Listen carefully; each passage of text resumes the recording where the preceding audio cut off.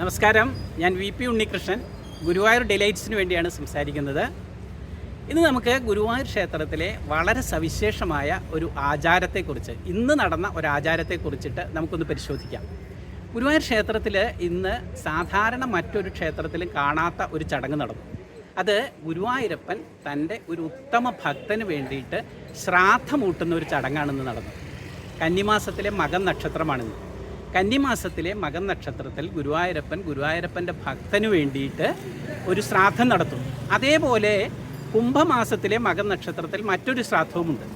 ഗുരുവായൂരപ്പന് വേണ്ടി തൻ്റെ സ്വത്തുക്കളും സർവസ്വവും ദാനം ചെയ്ത രണ്ട് മഹാത്മാക്കൾ, രണ്ട് ഋഷിതുല്യരായിട്ടുള്ള ഭക്തന്മാർ, രണ്ട് നൈഷ്ഠിക ബ്രഹ്മചാരികൾ, അവർ ഗുരുവായൂരപ്പനെല്ലാം സമർപ്പിച്ചിട്ട് ഗുരുവായൂരപ്പൻ തങ്ങളുടെ പുത്രനാണ്, ഗുരുവായൂരപ്പൻ തൻ്റെ മകനാണ് എന്ന് വിചാരിച്ച രണ്ട് ഭക്തന്മാർ. ആ രണ്ട് ഭക്തന്മാർക്ക് വേണ്ടിയിട്ട് ആ രണ്ട് ഭക്തന്മാർ ഗുരുവായൂരപ്പനെ മകനായി കണ്ടു. അവരുടെ കാലശേഷം അവരുടെ ശ്രാദ്ധ ചടങ്ങുകൾ നടത്തുന്നത് ഗുരുവായൂരപ്പൻ്റെ ഉത്തരവാദിത്തമായി മാറി.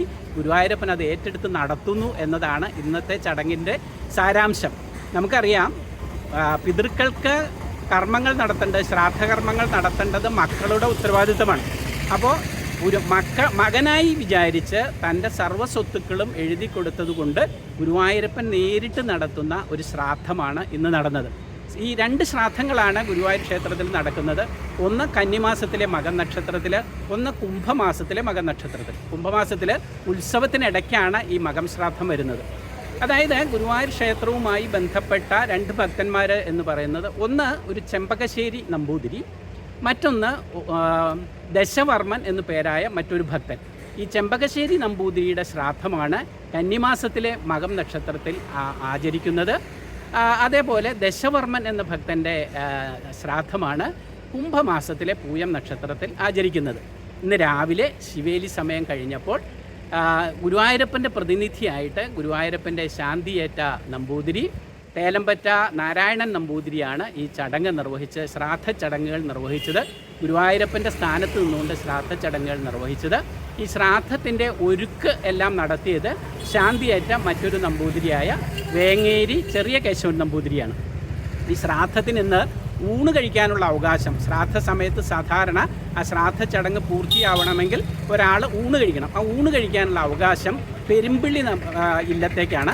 പെരുമ്പിള്ളി നാരായണൻ നമ്പൂതിരിയാണ് ഇന്ന് ശ്രാദ്ധ ചടങ്ങിന് ഊണ് കഴിച്ചത് എന്നാണ് ശാന്തിയേറ്റ നമ്പൂതിരി പറഞ്ഞത്.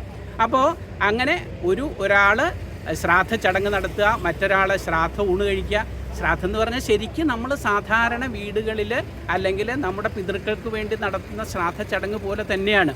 അതായത് ഈ ആരാണോ മരിച്ചത് അയാളെ ഉദ്ധ്വംസിച്ച് വരുത്തിയിട്ട്, ആത്മാവിനെ ഉദ്ധ്വംസിച്ച് വരുത്തിയിട്ട് പിണ്ടം ഉരുട്ടി പിണ്ടം കൊടുത്ത് തിരിച്ച് ഉദ്ധ്വംസിച്ച് പറഞ്ഞയക്കുകയും അതേപോലെ ആ പിണ്ടം ഒരു സ്ഥലത്ത് വെച്ചിട്ട് കാക്കയ്ക്ക് കൊടുക്കാനായിട്ട് കൈകൊട്ടുകയും ചെയ്യുന്ന എല്ലാ ചടങ്ങുണ്ട്. ഗുരുവായൂർ നാലമ്പലത്തിനകത്താണ് ഈ ചടങ്ങ് നടക്കുന്നത്. പലർക്കും അറിയില്ല ഇങ്ങനെ ഒരു ചടങ്ങുണ്ട് എന്നുള്ള വിവരം. ഗുരുവായൂർ ക്ഷേത്രത്തിൻ്റെ നാലമ്പലത്തിനകത്ത് നൃത്തം എന്ന് പറയുന്ന ഒരു അറയുണ്ട്. ഈ നൃത്തം അറയുടെ പ്രത്യേകത എന്താ വെച്ചാൽ, വില്വമംഗലം സ്വാമിയാർ ഗുരുവായൂരപ്പനെ ഒരു ദിവസം നോക്കുമ്പോൾ, വില്വമംഗലം സ്വാമിയാർ ഗുരുവായൂരപ്പനെ നോക്കുമ്പോൾ ഗുരുവായൂരപ്പനെ കാണാനില്ല. അമ്പലത്തിൽ നിന്ന് അനൗൺസ്മെൻ്റ് കേൾക്കുന്നുണ്ട്.